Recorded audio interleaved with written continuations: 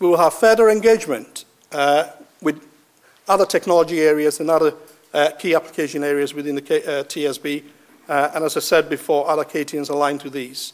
Innovation platform, the SBRI, we will continue to help to promote that.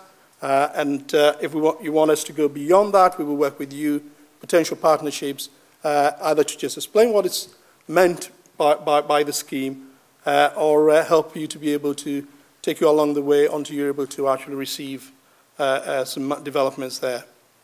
We will do that for SBRL. It's a company, SME sort of individual company benefits. Other areas where it's a collaborative thing, again, we will work with you to actually broker and make sure that you've got the right partnership to place your own bids. There will be a strong role for Materials UK on policy review and impact on materials businesses, implication of materials technology development, and really looking at addressing gaps in public procurement, where innovative solutions in materials matter, but maybe the procurers really haven't well understood these. So we will make sure we identify where the gaps are, and you will agree that today is a very good start. You know, we've got key contacts within MOD, the National Health Service, and the Home Office. We will engage with regions, research councils, and sector skills councils, national academies, to make sure that we have, for those delivering skills, that they are actually addressing those skills that are needed to undertake innovations. We will make sure we continue to promote and recruit ideas for KTPs and case awards. What would we do to leverage international participation is really a given in terms of EU framework and Aeronet, because the UK has put a lot of money there and we need to be able to get back the money for our businesses in the UK. Academia is very good at doing this, but they do need a hand to encourage UK business, because when they don't succeed, they go elsewhere. They actually go out of this country and go to the wider Europe and seek partnerships there.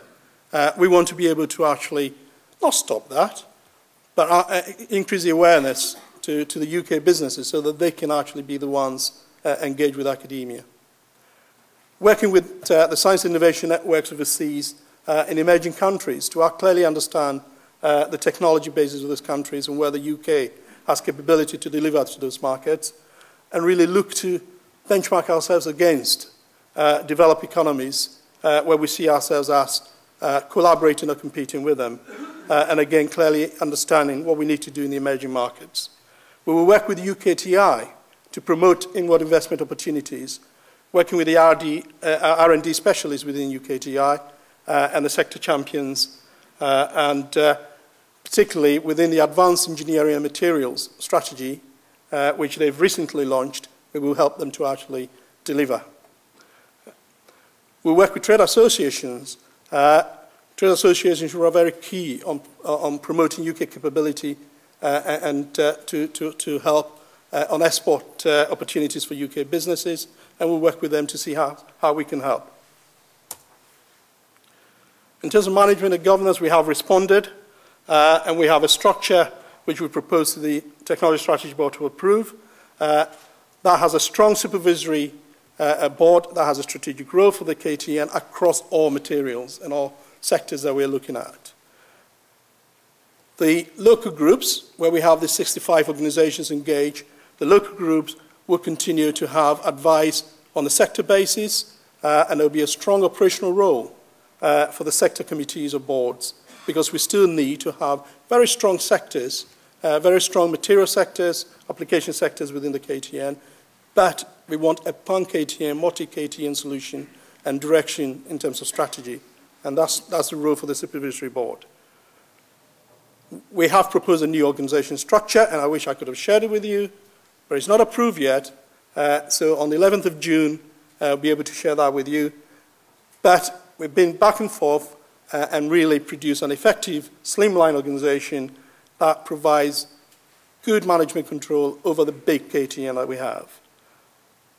We have a number of shared services and making sure that there are no overlap duplication in the services we deliver across the KTN.